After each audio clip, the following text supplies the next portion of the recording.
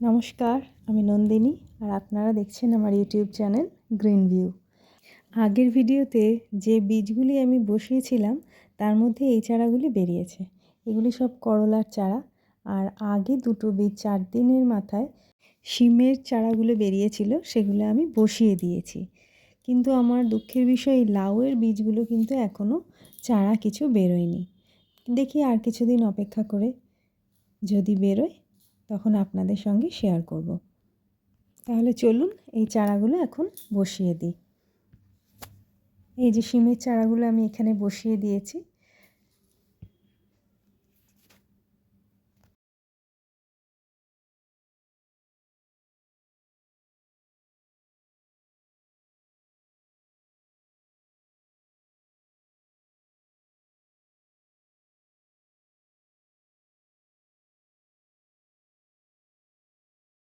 আর এটা হচ্ছে আমার গত বছরের শিমের যে বীজ রাখা ছিল সেই বীজের থেকে এই দুটি গাছ বেরিয়েছে। তো এই গাছ দুটিকে আমি বসিয়ে দিয়েছিলাম, এখন বেশ ভালোই গ্রোথ নিয়ে নিয়েছে।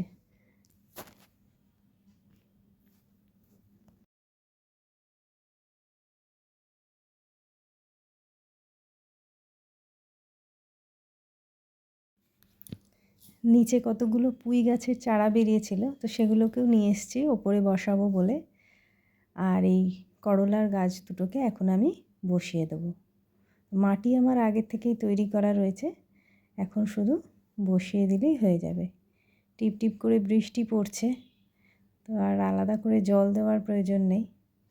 এখন আমি শুধু গাছগুলোকে বসিয়ে দেবো।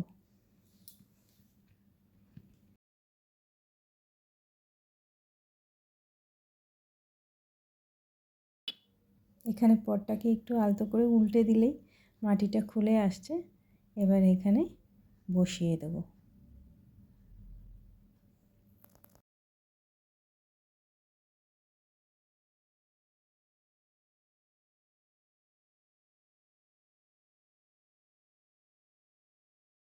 এবার পুঁই গাছগুলোকে একটু বসিয়ে দিই। এটা আরেকটা গ্রো ব্যাগ। এর মধ্যে দেখুন সুন্দর হলুদ গাছ হয়েছে, এর মধ্যে একটা নিম গাছও আছে। তো এর মধ্যেই আমি পুঁই গাছটাকে এখন আপাতত বসিয়ে দেবো।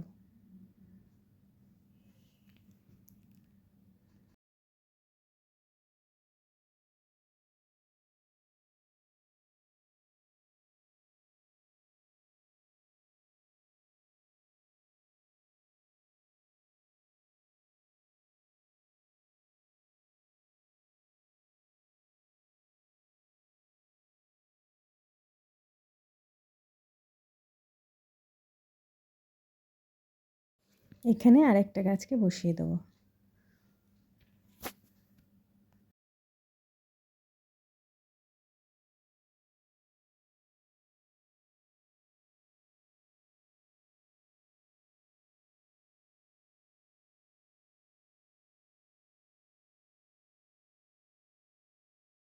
আর কয়েকটা করলার বীজ ছিল, তো এগুলোকে আমি পাশ দিয়ে বসিয়ে দেবো। আর গাছ বেরোলে তখন আলাদা করে দেবো। এখন আপাতত এখানেই বসিয়ে দিচ্ছি।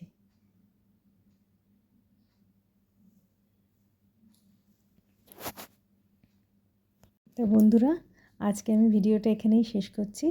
যদি ভিডিওটা ভালো লাগে অবশ্যই লাইক, কমেন্ট ও শেয়ার করে দেবেন। ধন্যবাদ।